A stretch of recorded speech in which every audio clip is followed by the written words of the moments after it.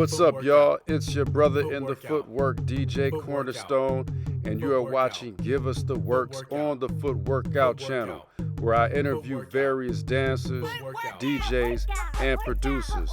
So listen up and pay attention while our guest today gives us the works.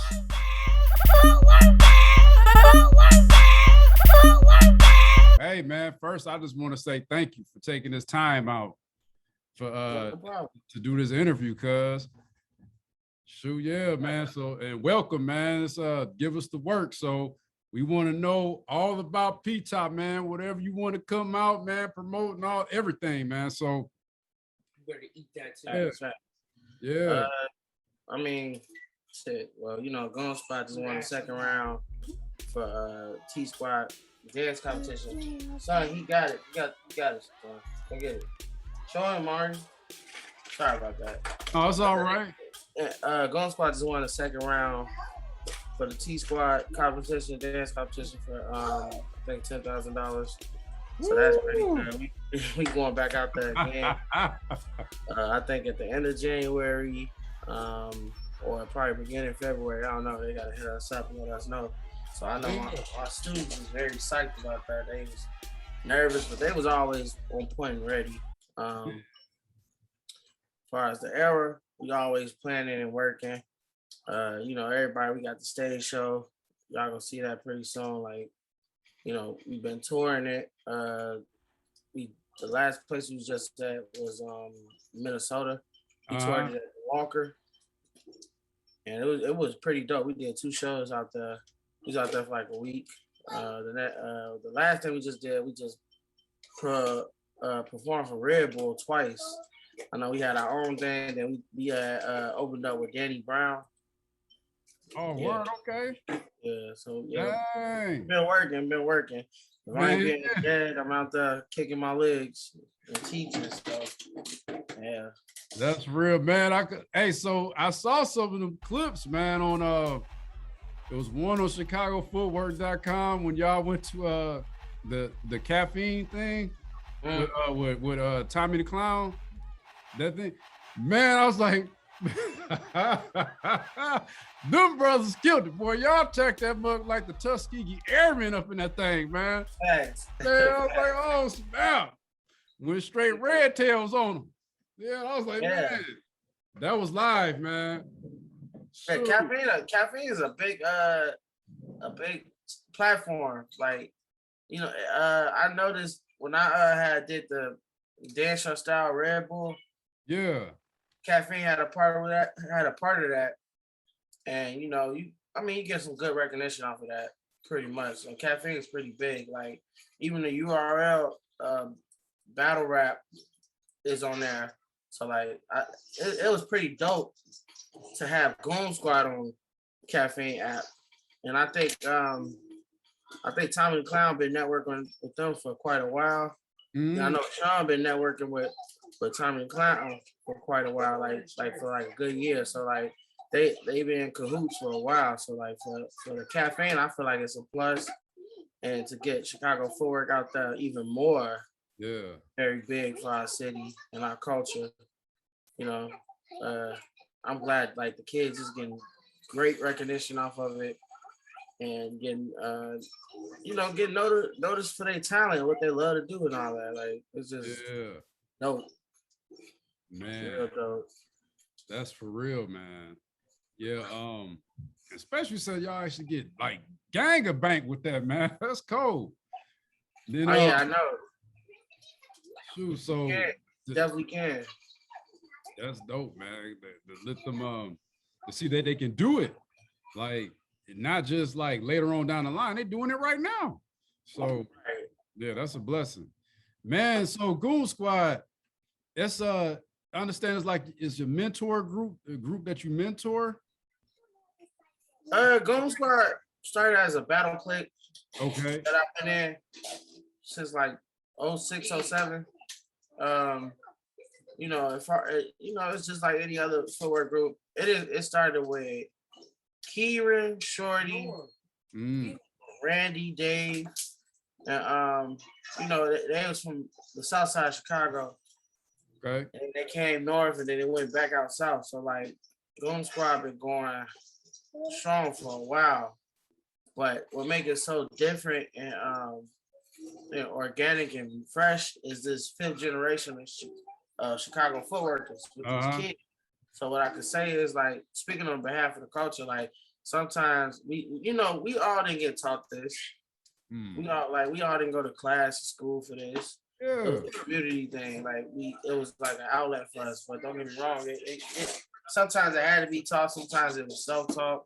So for me to have outlet to teach the kids and give them a better, how should I say, a better view on how Chicago Footwork could be. Because it ain't just dance, it's a lifestyle. It's music, it's fashion, it's social media, it's marketing, it's like, et cetera, et cetera. Like it's more than one thing in itself. So, me having the opportunity to get some kids that joined my own battle clique was like a plus for me. And it was like, I need to pass this torch to these kids. So like, it became to the point where it's a mentoring group, like an outlet for kids that can come there. Like, Chum has his studio where, he has a safe haven for them. So utilize his space. And of course, he's one of the leaders of Goon Squad just like me, and we both do our part in the group as far as like keeping the kids on straight. Like even when they dealing with personal stuff at home or like like so like what Boogie? He has it. I don't have it. Sorry. Go show him. Sorry. So like all good.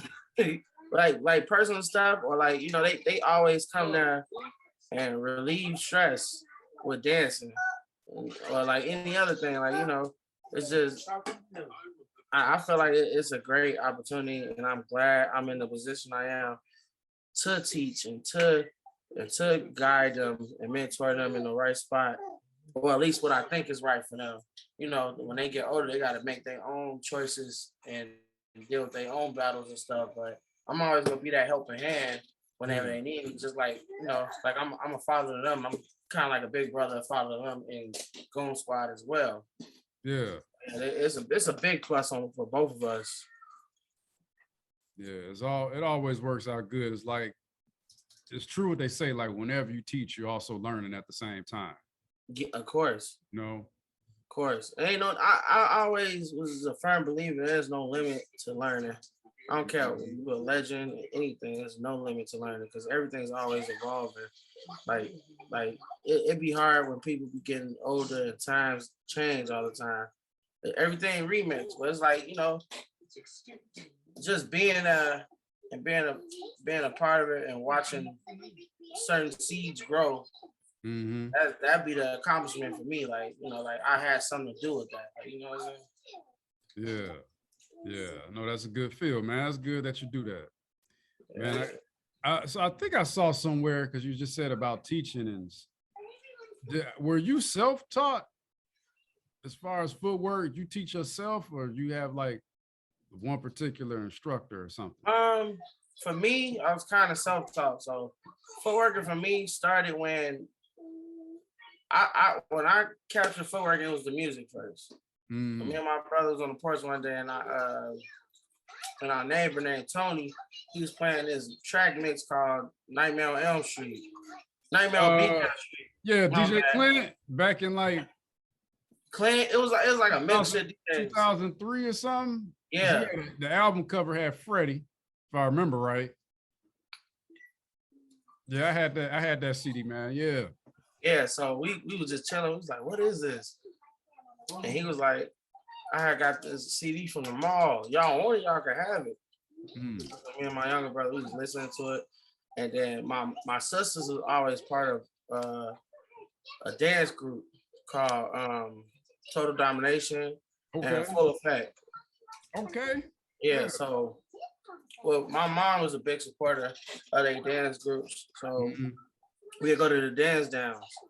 And what captured my eye was At every end of a routine choreography hip hop show, they had solo footwork routines, or they was just soloing, and it was like, damn, it caught my eye. Yeah. Like, so from there, in the beginning, nobody showed me nothing. I learned on my own by just watching.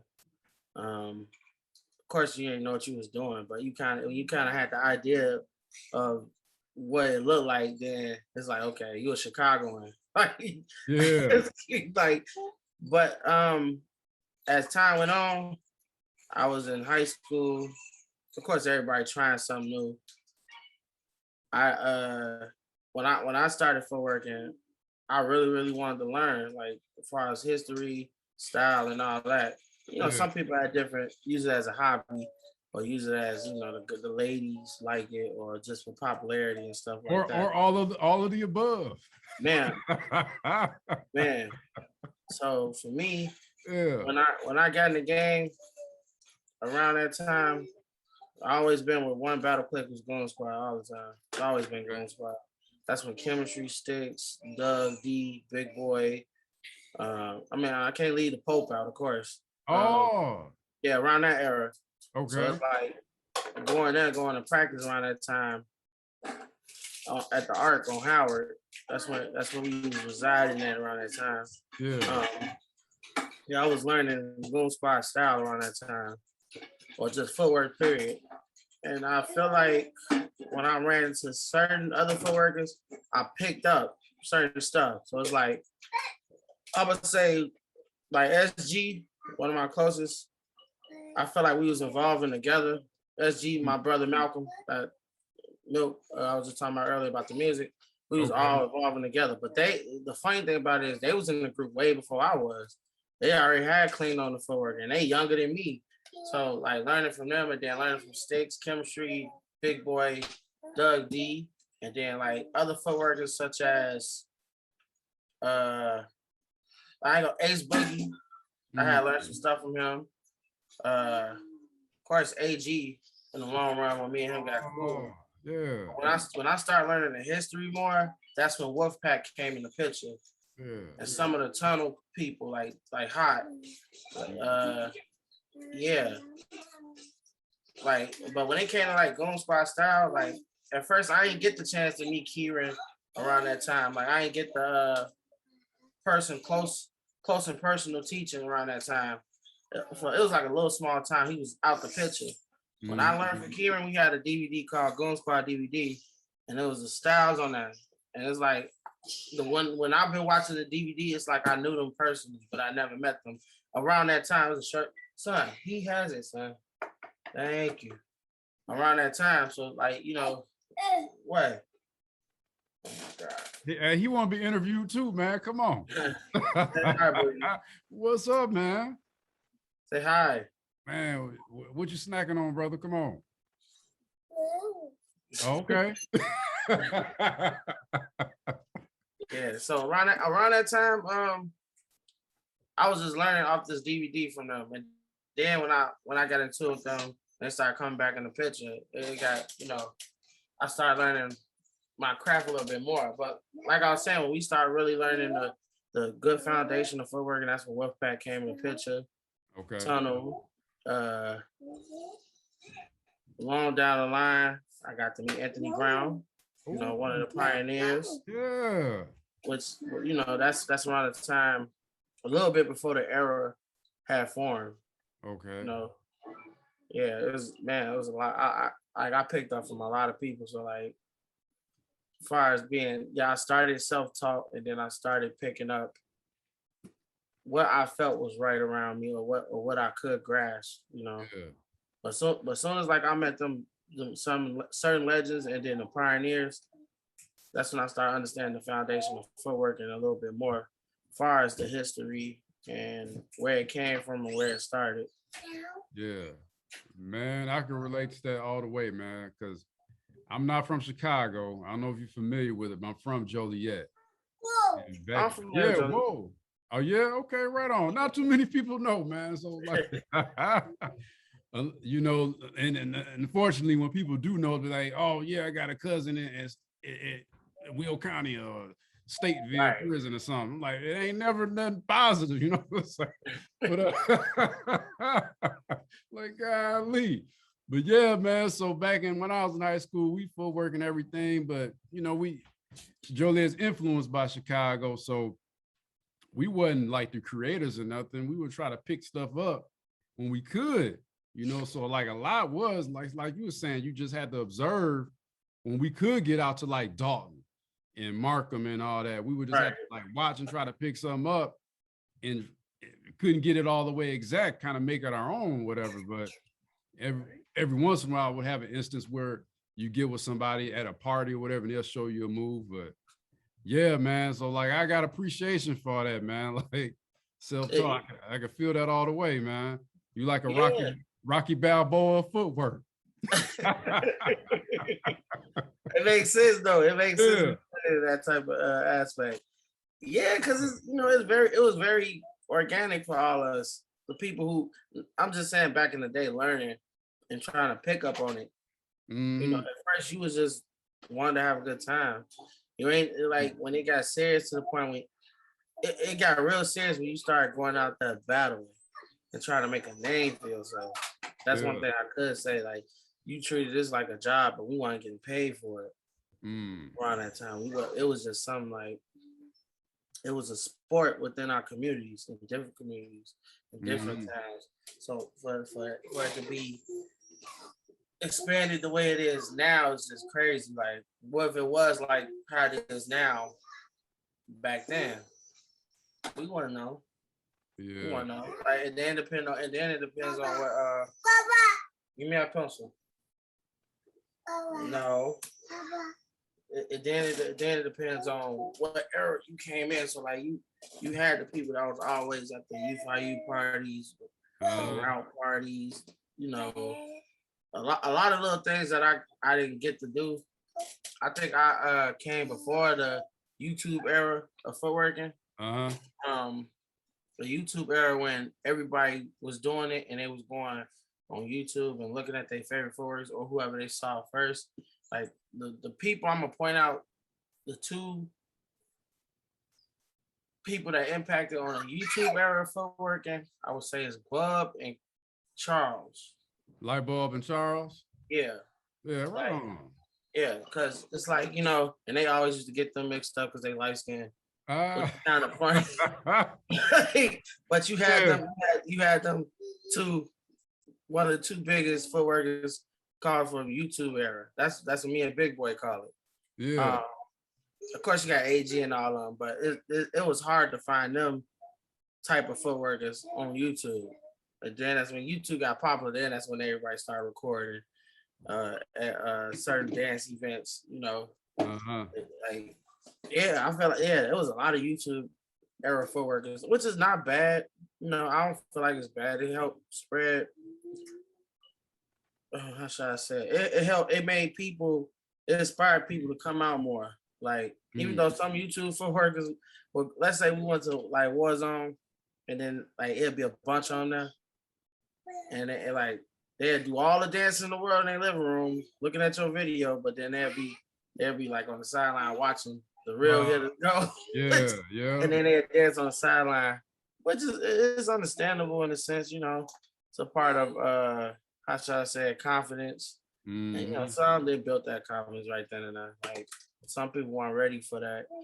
Like I said, this was most of the self-taught. Some people weren't ready for that gutterness of the footwork game. Like, you got called weak. You couldn't get in certain circles. You couldn't like say, "Oh, I want to battle you." Like, you had to earn some type of respect. Man, I feel like it was harsh, but I feel like it paved the way for tough skin. So yeah, dude. That's for real, man. I can remember, oh man. So we had our like dance circle in Joliet, right? And so I was one of the guys around my time frame, around my my era. So I was one of the ones that was like up there, modestly speaking. But compared to Chicago, I'm all the way down at the bottom. You know what I'm saying? It's a whole different bracket. But I Right. I can remember like oh, like I moved away a couple of times. Like I lived in Alabama and Seattle, but I remember when I came back, man, because it wasn't really no footwork going on down in Alabama. Like it started Right. up as I was leaving. It was crazy.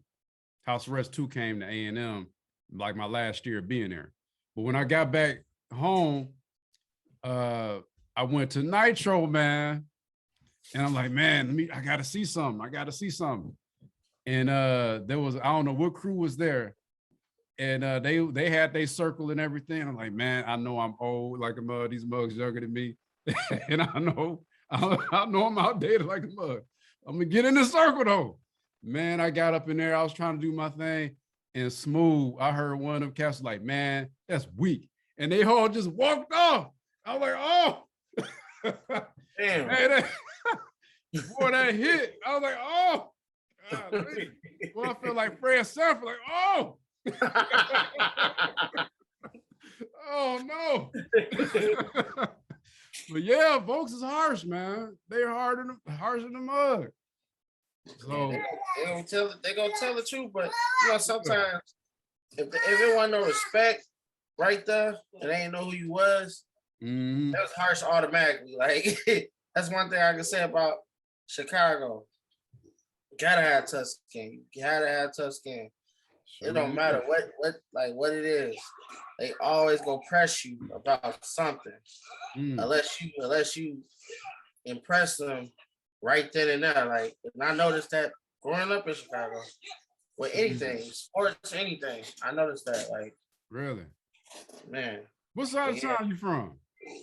I'm from the north side of Chicago, uptown. Right on. Yeah, I was around. I grew up around the Rainbow skating. Okay, yeah. Area. Yeah, like that's when. Yeah, before they closed down, when they found that dead body in there. A dead skeleton, whatever. Yeah, it was some what made them close down. They found the dead skeleton in there or something. Because after, like, if you on certain weekends, they will turn the skating ring to the bow. Or they'll go the Rainbow to the bow. That's when it was the juking, footworking, and all that other stuff at night. But they cut that out when they found that dead body and or whatever. I think it was a skeleton. I don't think it was an actual. I mean, it's dead regardless, but you know, I grew up on the north side of Chicago in Uptown. Man, right on. You ever go to it was on Sheridan in north side. It was like a center that helped youth with their homework and stuff. And at the end, they would break dancing classes and stuff.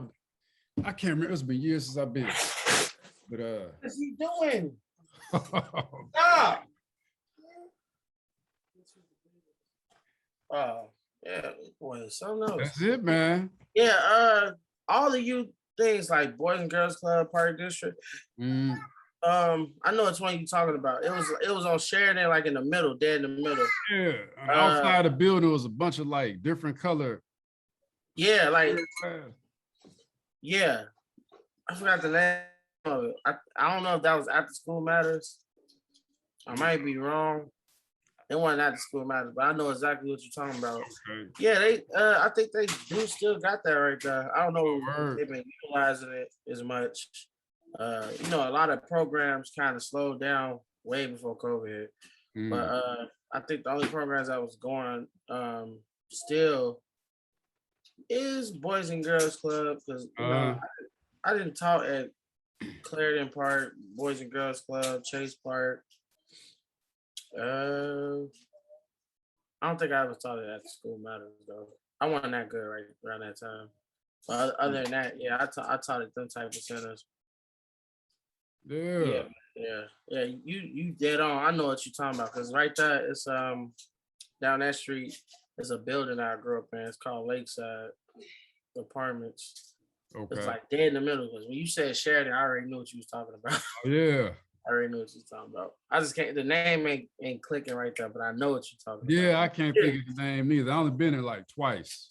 But right, yeah. They got a lot of. They had a lot of stuff going on back in the day. I think the same people. Well, not same people. But same mixture of people. are doing stuff like that. Because when you said like breakdance and all that, yeah, I know them for still reaching out and having. Back in the day, we used to call it Uptown Fest in the summertime, and then everybody be like, who lived in Uptown come together. It'd be like some breakdancing. Shout out to Mad Dog because he has a lot of work with Yeah. Cooper Links in the north side of Chicago. Well, I don't know if he's still north, but yeah, he's still north. He's still north Uh-huh. in my neighborhood. He they call Cooper Links. He worked with a lot of youth there too. Okay. And whenever I can like pop up and show that, I always come show love because he ain't even from over there. He doing this thing. Yeah. He from the south side, right? Yeah, Mad Dog from South Side. And it's crazy because I do more work in the South Side than up north. Oh yeah. Yeah, he do a lot of work north than out south. It's crazy. It's crazy. But I mean, it works out for the best. Because we both, take a break, like go back on the other side. So shout out to Mad Dog. Yeah. Yeah, for sure. Yeah. Yeah, I'm kind of missing a lot of things that used to go down there. But yeah, they have this thing called Uptown Fest, and all the communities come out and be like dance communities and be like break dancing, graffiti, art, all type of stuff. Oh, sure, yeah. It was live. I remember seeing inside they would let them graffiti up inside the building and all that too. Yeah. Yeah. And now it's to the point where I know the summertime they'll let them do like artwork on certain like Uplift High School, which used to be called Joan F. Rye. Uplift High School, they did like graffiti on the walls. Clarendon Park did graffiti like on a concrete or like certain walls and stuff. Yeah, they really deep within that. That's just like, I think they was teaching like the culture of hip hop around that time. I think they still are though, like far as like clothes, dressing, poetry, music, art, acting, all type of stuff, dancing. Yeah. Man, right on. Man, so hey, PTop, man, what do you want to happen with Goon Squad that hadn't happened yet? It's happening. It's happening? Happening right now as we speak. Man. It's happening. Right on. For me personally, for Goon Squad, the youth. Not saying we never had youth. We just had too many grown egos. Okay. In the group. Like we grew up with it, and then like around that time we didn't take advantage of teaching the youth almost. We didn't have as much opportunity to teach the youth. So for me right now it's happening, like passing on to this 5th generation of footwork culture and other outlets. Like this was big for them when they went to LA. As far as like, getting being somewhere different atmosphere and dancing as a collective. Yeah. So like for me that's big.